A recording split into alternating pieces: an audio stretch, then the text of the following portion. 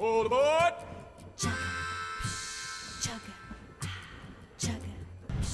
Keith Heaters, on location, we are in the engine of Old 1024 right outside the historic Soo Line Depot, Thief River Falls, and the effort to try to put a canopy over this grand old locomotive.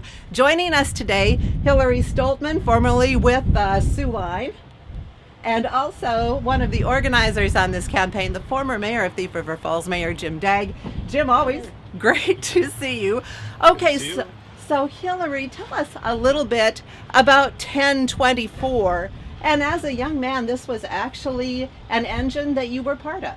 Yes, I worked on it in 1952 or 53 and 1954, and then in the early winter of 55 was the last steamer that worked out at Thief River, and then they dieselized everything 100% at that point. So I worked off and on 2 years on this 1024. It was stationed in Thief River Falls because it was a engine that they could use. It was set up for passenger service. All the engines weren't set up, but this one was. So it was actually emergency unit for passenger service, but they would use it on short runs and use it on switch engines and etc. like that. So you are in the, what chair are you sitting in right now, Hillary? This is a fireman's position, and this is a position I would be as a working employee, and you'd have all the controls you need here. You got the injector here that would put water into the boiler.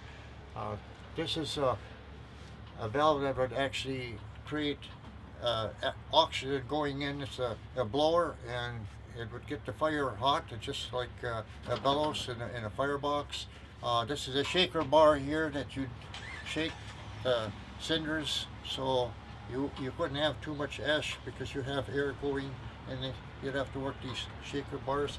These valves down here, they operate the auger going in, and this is an auger that comes in from the tender.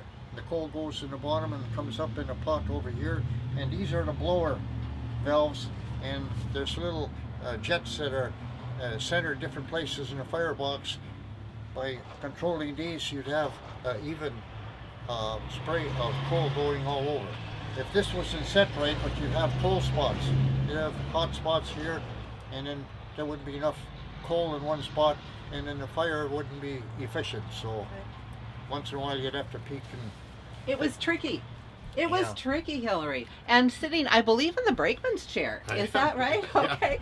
Is Mayor Dagg. And Jim, there is an effort underway to try to preserve this by putting a canopy over the top. Right. So tell us where we're at with that fundraiser.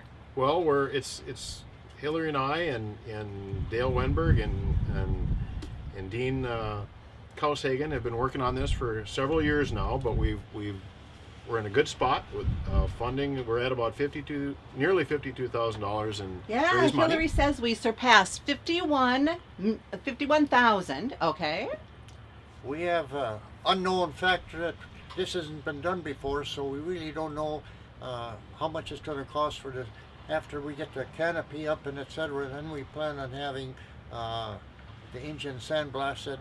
And Jim just noticed a few places but the wood was actually completely gone, and there's many different locations on the locomotive that have rusted through completely.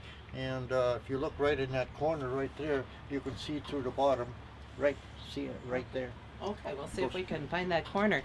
And while we're doing that, how, there we go, we're almost there. Whoops. Right over here is completely rusted through, for instance. Okay. So there's places like that, places where it's just... So what we did is we looked at what the cost for steel is, what to build it, to paint it, to prep it. We looked at all the things we could do to target the $50,000, and that's with a lot of volunteer help. And that's kind of been our goal. But the problem we've run into a little bit with steel prices have gone up because of the potential tariffs. It's just funny how the ripple effect affects things.